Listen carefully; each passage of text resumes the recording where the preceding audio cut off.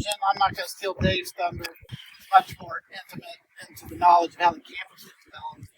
But it's such a beautiful place. We always get complimented on it, and it really was a vision of hers on how this would be designed. I think also is the culture.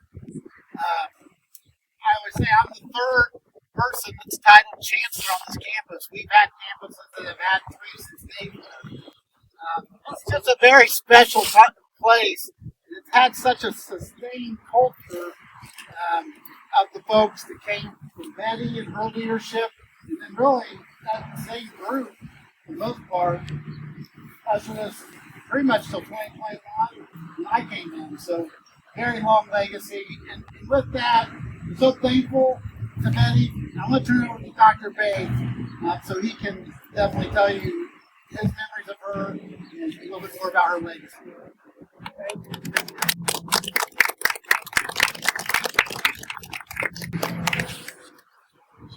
Yeah, I have just a few things I'd like to share.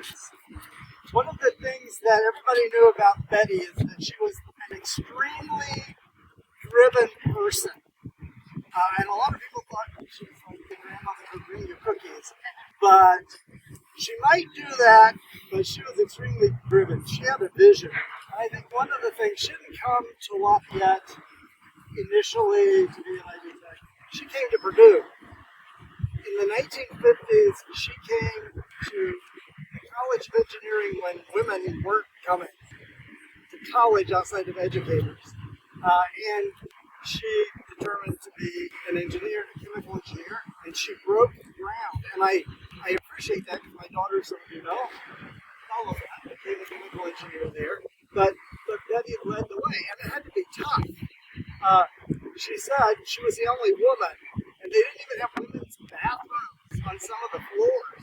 So she had to find her way through a whole maze of activities we wouldn't even think about.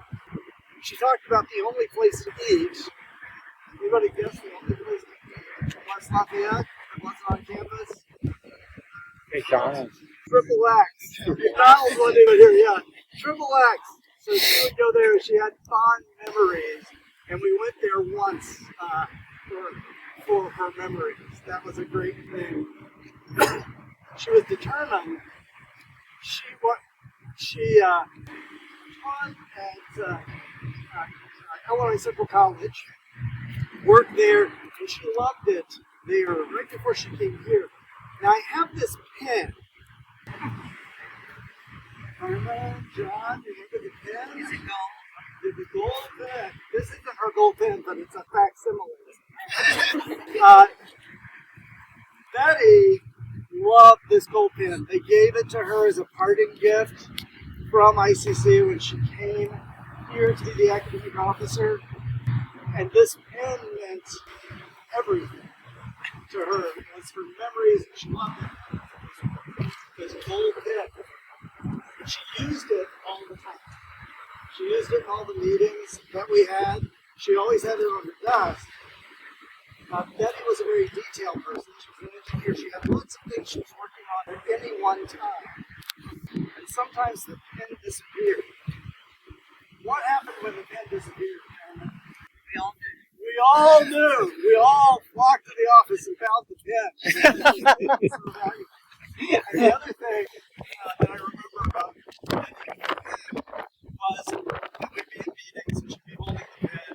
And if some people were going along a little bit long, she'd start doing this. And I learned very quickly that's when Dave mentioned to shut up. So some other people didn't learn that. And then if it went too long, the pen went from this posture to this posture. And one time one of the teams was going a bit long, and she pointed, but the pen slipped out of her hand. It slid across the table. Then everybody paid attention to the pen after that. But that was one of the funny things I remember so well about her. One of the other things that people probably don't know is that she was the academic officer, but she was appointed for the first female chancellor in this system. And in a lot of ways, I don't remember this, I wasn't here, but the person who was vice president chancellor left, and the president of the system decided we don't need to do a search. Betty's doing everything anyway, so we'll just appoint Betty. And he called her and said, "As of today, you're chancellor."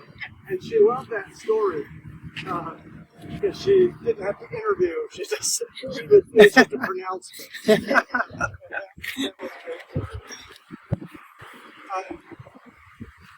Well, Aaron already mentioned the campus. Now, Betty had a vision for the campus, but Betty had a vision that was broader than the campus. Betty understood that ID Tech was just a little place, basically a couple different locations, but it needed to be a place of stature that was respected within the community and she made relationships with President Buren at Purdue. That was extremely important. She could do that because of who she was, because she had a doctorate, because of what her background was, and she come from Purdue. That wasn't something that had really existed before. She also was insistent that this quad exist. When you came in at that street, you would turn where there'd be a new drive to Cross Hall, which was an old TB hospital, and then you could turn back out. So this literally was the street through here. She wanted a quad because it demonstrated tradition and academics as a real institution, not one just big building out in the country somewhere, but campus of several buildings that continued that tradition and a place for students to come. There was a vision actually for this place. You'll see that area behind you kind of trails down. So she thought there could be lectures there. This would be like where the faculty would stand and have people sitting in lecture here in front of me. Excuse me. She had a vision to build. She had a vision to work out a partnership with the library. Some of us know more about that than we want to remember, but it was a vision with the county library. We did not get funds to build the library. The county could bond, and then we had a 20-year arrangement for a partnership. We paid half the bonds back. We owned the land, and then at the end we bought the remainder of the building. So that is how that came to be. This building also was very interesting because it wasn't supposed to be this big. The legislature, actually Bloomington, of all places, was supposed to have a building before, and they didn't have the land. So some quick hands-on maneuvers were made, and the chair of the state board went and said, "Hey, Lafayette has the land." He happened to be from Lafayette, and Bloomington didn't have the land. So the request for the funds was transferred to Lafayette. And because the government was flush with money, not like today, not like getting a 10% cut, Aaron, right? But they were flush with money, so they gave cash, and it was put into all local banks, and it was $20 million, but then it grew to about $4 more million. So the grand hallway in Ivy was supposed to be the end of the building. That additional section was added with that extra $4 million, which still demanded 5 years later to do that, but it was done. So there was always something going. Aaron mentioned she was creative. The mind was always working. It was always, what can we do next? What is the big plan? There was actually a very big plan to continue to build out this way. But that, of course, was before online learning. More buildings for a bigger campus, and was an expansion that continued to go on. Betty got on local board with the campus center, which was the traditional minority community center. She worked in community council that involved economic development. She was on the board of what is now Greater Lafayette Commerce. She was putting a stake in the ground for Cuban County. be a place where students become that would be respected, that would have transfer credit, that would be a goal. And that impact is what has come to be here. Betty came back in 2021 for a visit. We gave her the tour around, and we had a luncheon for her. I don't know how many people were at the luncheon. There were a lot of people. Some of the people in the Minneapolis systems office. Happy were you there? Yeah, so a large group of people came to see her and wish her well because she was dearly loved by so many.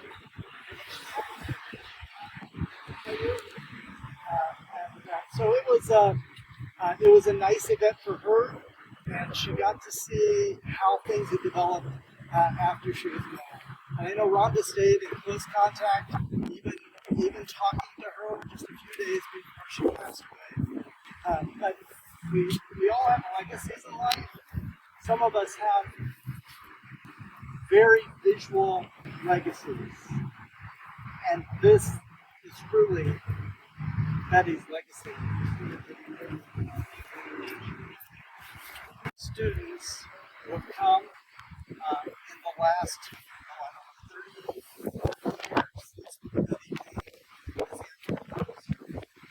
Those who have been served by the faculty and staff, those who saw the opportunity to come here, to go to career, or to go on a transfer, that legacy continues.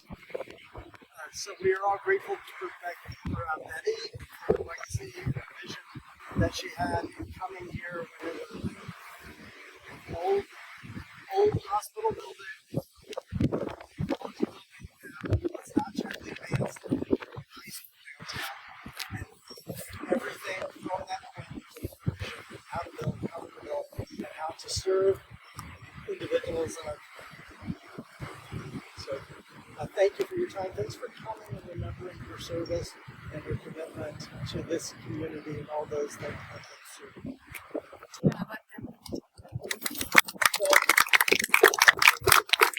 Individuals are coming forward now. Oh, son and daughter.